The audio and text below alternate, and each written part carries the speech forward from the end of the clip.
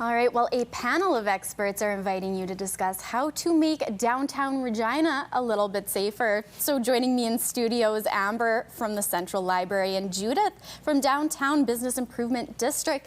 Thank you both for being here this morning. Thank you for inviting us. It's our absolute pleasure. Such an important topic to talk about. So let's maybe start off with a couple of the things that you're putting in place to make these areas safer for everybody who enjoys them. So the panel is a great time to learn more about what we're doing. We hosted this panel last year, so this is a year follow-up. What have we done since then? You're going to hear from panelists from our Regina Street team that have been out. This program has been running for about 4 years, but this last year they've really increased their presence. They have more resources. They've been doing some amazing things with some data to back them up.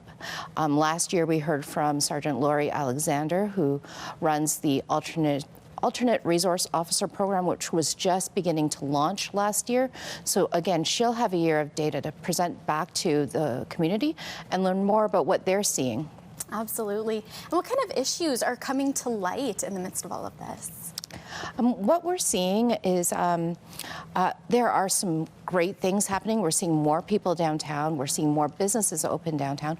But there's definitely some challenges still. We have community members definitely still in need that we're trying to address. One of the things that was brought up over the past years from the businesses downtown was that they didn't really see a lot of the police. Wasn't a lot of police presence, and with the ARO program, they're starting to see that visibility more. People are talking about their morning walk to work, how they feel much more safer than they were probably a year ago. That's fantastic to hear and such a great improvement. Now, how important is it to have these conversations and to progress in this entire process?